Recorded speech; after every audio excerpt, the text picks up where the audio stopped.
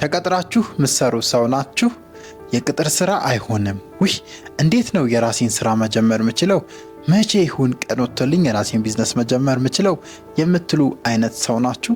አሁን የቅጥር ህይወት ወይም አንድ ድርጅት ላይ ተቀጥሮ መስራትን አብዛኛው ሰው የመጥላትና የማጥላላት ብሂል ውስጥ እየገባ ነው። ብዙዎች ተቀጥሮ ከመስራት ይልቅ የራሳቸውን ቢዝነስ መጀመርን ምርጫ ያደርጋሉ። እርስዎ ከየትኛው ወገን ኖት? ኮሜንት ላይ ያሳውቁልን። በዚህ ቪዲዮ እንዴት ከቅጥር ህይወት ወይም ተቀጥረን ከምንሰራበት ወጥተን የራሳችንን ቢዝነስ መጀመር እንችላለን፣ ምን አይነት ስቴፖች መሄድ አለብን ለምትሉ ቆንጆ መፍትሄ ሀሳቦችን ይዤ መጥቻለሁ። ታላቁ ሊቃውንት ሊቅነት ነኝ። አብራችሁን ቆዩ።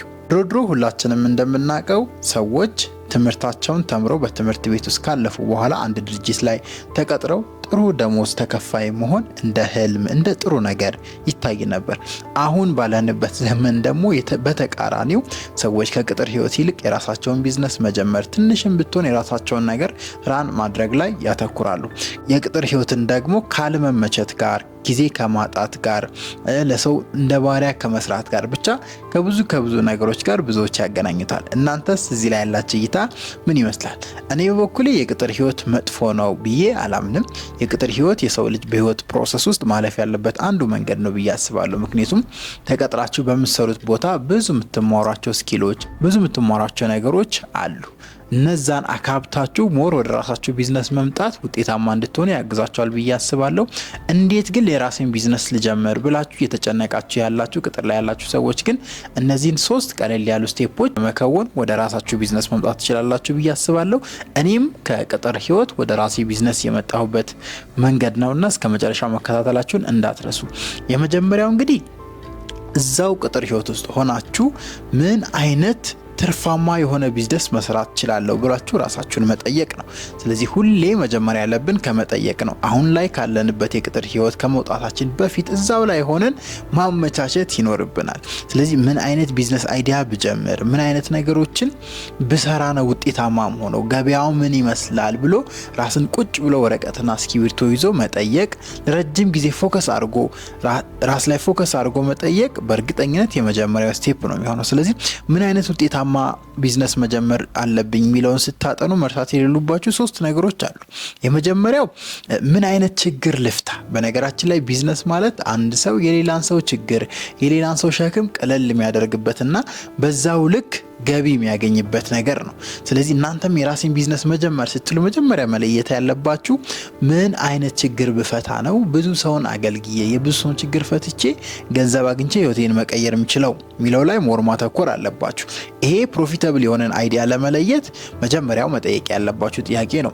ሁለተኛ ላይ ይሄን ጥያቄ ከጠየቃችሁ በኋላ ማርኬቱ ላይ ምን አይነት ዲማንድ አለ የሚለውን እዛ ሆናችሁ ቼክ ማድረግ፣ ቴስት ማድረግ አለባችሁ። ስለዚህ የራስ ቢዝነስ መጀመር ማለት ሌላ ነገር አይደለም። ገበያ አለ፣ ሰው አለ፣ ለሰው የሚፈልገውን ነገር መስጠት መቻል ማለት ነው ቢዝነስ ማለት። ስለዚህ መጀመሪያ ላይ ምን አይነት ችግር ልፍታ የሚለውን ከለያችሁ በኋላ ዲማንዳችሁን ቫሊዴት ማድረግ አለባችሁ። ስራችሁን ከመልቀቃችሁ በፊት የቅጥር ነገሩን ከማቆማችሁ በፊት ጥናቶችን፣ ሪሰርቾችን፣ ሰርቬዎችን እየሰራችሁ የሆነን ዲማንድ ሹርሊ መለየት አለባችሁ መሬት ላይ።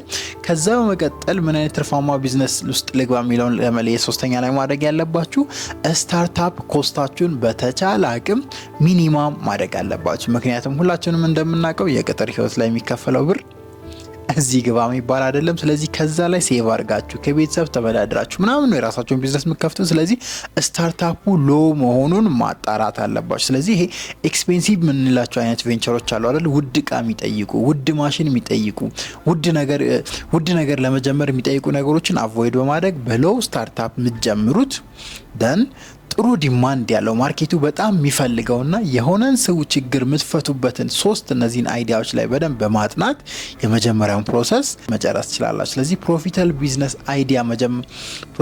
ቢዝነስ አይዲያ ለመለየት እዛው ስራችሁ ውስጥ ሆናችሁ እነዚህ 3 ነገሮች በማድረግ የመጀመሪያውን ስቴፕ ታልፋላችሁ ማለት ነው። ሁለተኛ ላይ ማድረግ ያለባችሁ እነዚህን ስቴፖች እንዳለፋችሁ እነዚህን ስቴፖች እንዳለፋችሁ በእንግሊዝኛው ሳይድ ሀስል ወይም የጎንዮሽ ቢዝነስ ምንለው ማለት ነው። ዛሬ ላይ በተለይ በጣም የተመቻቸ ዘመን ነው። ስፔሻሊ እድሜ ለኢንተርኔት፣ እድሜ ለሶሻል ሚዲያ እና እዛው ቅጥር ህይወት ውስጥ ሆናችሁ ሳይድ ሀስሎችን መጀመር ትችላላችሁ። ለምሳሌ እንደ ቀላል ስኪል ብንወስድ የቅጥር ስራችሁ ከጠዋት እስከ ማታ ከሆነ ማታ ላይ በምታገኙት እረፍት ጊዜ ሳይድ ሀስል ቪዲዮ ኤዲቲንግ ስኪል ብትማሩ፣ ዲጂታል ማርኬቲንግ ስኪል ብትማሩ፣ ግራፊክስ ዲዛይን ብትማሩ የሆነ ስኪል ዲቨሎፕ አድርጋችሁ እንደ ሳይድ ሀስል እንደ ጎንዮሽ ስራ እዛው ቅጥር ህይወት ውስጥ ሆናችሁ መጀመር ትችላላችሁ። በጣም የተመቻቸ ነው። ለዛ ደግሞ ይሄኛው ዘመን እኔ ራሱ መጀመሪያ ወደ ራሴ ቢዝነስ ከመግባት በፊት ያደረኩት እሱ ነው። ቀን ትምህርት ቤት እያስተማርኩ ላለው ማታ ላይ ግን የአስጠኝ ካምፓኒ ነው የመጀመሪያ የኔ ድርጅት የመጀመሪያው በነገራችን ላይ የአስጠኝ ድርጅት ነውና ማስጠናት ጀመርኩ በራሴ። ስለዚህ ሳይድ ሀስል ማለት ያ ነው። ቀን የምትሰሩት ስራ አለ፣ ጎን ለጎን ግን ትንሽዬ ቢዝነስ የሚመስል ነገር ግን በትርፍ ጊዜያችሁ የምትሰሩትን ነገር ራሳችሁን ማስተማር፣ ራሳችሁን ማዳበር አለባችሁ።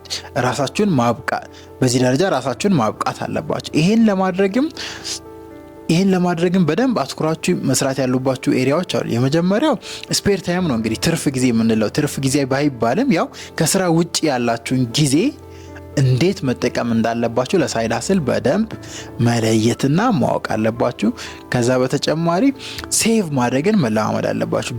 ሳይድ ሀስላችሁ ላይ የምትሰሩት ነገር ወይ የምታገኙት ገቢ ካለ ያን ሴቭ በማድረግ ካላችሁበት ከተቀጠራችሁበት ስራ እንዴት እንደምትለቁ ራሳችሁን ፕላን እያደረጋችሁ ፕሮጀክት እየቀረጻችሁ እዛው በምታገኙት ግን ሳይድ ሀስል ሴቭ በማድረግ ያን ገንዘብ እንድትወጡ ማመቻቸት መንገዱን መጥረግ ይኖርባችኋል። ሁለተኛው ስቴፕ ያ ነው። ስለዚህ እንደ መጀመሪያ ላይ ፕሮፊታብል ቢዝነስ አይዲያውን ከለያችሁ፣ ዲማንዱ ማርኬት ላይ እዛው ስራ ውስጥ ቅጥር ውስጥ ሆናችሁ ከለያችሁ በኋላ ሁለተኛ ላይ ወደ ሳይድ ሀስል መምጣት አለባችሁ። ጎን ለጎን የምትሰሩትን ነገር ማመቻቸት ይኖርባችኋል።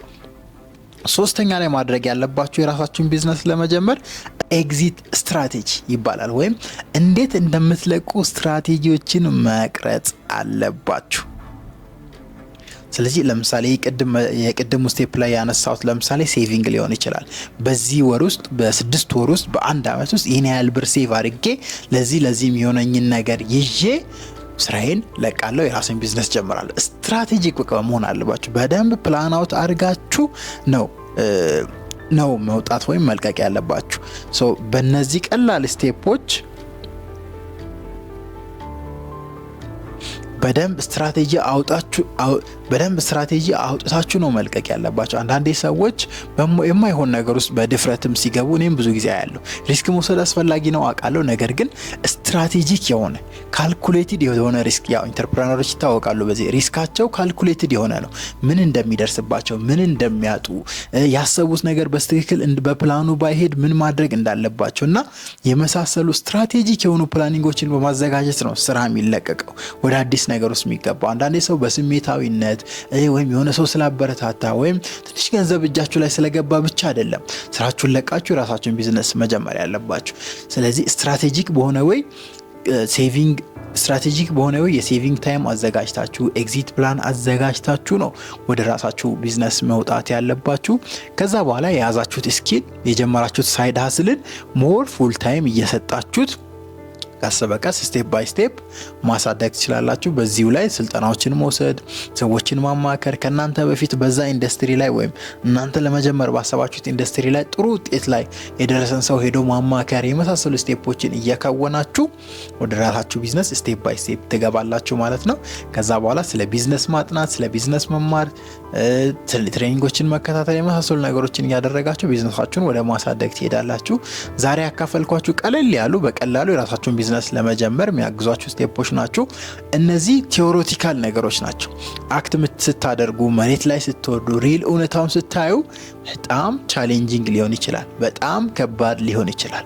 እኔ በጣም ስለ ቢዝነስ ድሮ ማሰባቸው ነገሮች አሉ። ከገባው በኋላ ያየኋቸው ነገሮች ባሉኝ ቢዝነሶች ግን ኢስ ቬሪ ታፍ ወርልድ። የቢዝነስ ዓለም በጣም ከባድ፣ በጣም ውድድር ያለበት፣ በጣም ፉክክር ያለበት፣ እንቅልፍ ማተኙበት፣ በቃ ይሄን አምናችሁ ራሳችሁን አሳምናችሁ ነው መግባት ያለባችሁ። አንዳንዴ ሰው የቅጥር ህይወትን ይሰለችና እዛ ላይ ፍሪደም የለም ነጻነት የለም ምናምን ብሎ አስቦ ወደ ራሴ ቢዝነስ ሊድ ምናምን ይላል። ግን እውነታው እንደዛ አይደል። እውነታው ከቅጥር ህይወት በላይ የራስን ቢዝነስ መጀመር ፈተና አለው፣ ቻሌንጅ አለው፣ እንቅልፍ ታጣላችሁ። ምናልባት የቅጥር ህይወት ላይ አንድ ቀን ብቻ የምትሰሩ ከሆነ የራሳችሁ ቢዝነስ ላይ 24 ሰዓት ልትሰሩ ትችላላችሁ። ብዙ ቻሌንጆች አሉት። ግን በተሻለ አቅም ጊዜው እየሄደ ደንበኛ እያገኛችሁ ቢዝነሳችሁ እየለመደ ስኪላችሁ እየዳበረ ሲሄድ ሞር ውጤታማ እየሆናችሁ ትሄዳላችሁ። አትፍሩ። አሁን በነገርኳችሁ መንገድ ስትራቴጂክ በሆነ መንገድ ቢዝነስ ዲማንድን አይታችሁ ማርኬቱ ምን ይፈልጋል የሚለውን አይታችሁ ትልቅ ፕሮብሌም ሶልቭ እንደምታደርጉ ለይታችሁ ከዛ መቀጠል ያንን ወደ ሳይድ ሀስል አሳድጋችሁት እዛው የተቀጠራችሁበት ሆናችሁ ኔትወርክ ማድረግ፣ ሶሻል ሚዲያ ላይ ማስተዋወቅ፣ ያላችሁን ስኪል ማዳበር፣ በዛ ጀምራችሁ እንደ ሳይድ ሀስል በዛ የምታገኙትን ገንዘብ እያጠራቀማችሁ ኤግዚት ስትራቴጂ አዘጋጅታችሁ ስትራቴጂካሊ ከወጣችሁ በእርግጠኝነት በፕሮሰስ በሂደት ውጤታማ ትሆናላችሁ ብዬ አስባለሁ። በዚህ መንገድ የራሳችሁን ቢዝነስ መጀመር ትችላላችሁ። በቀጣይ አስተማሪ ቪዲዮ እስክንገናኝ ታላቁ ሊቃውንት ሊቅነት ነበርኩኝ።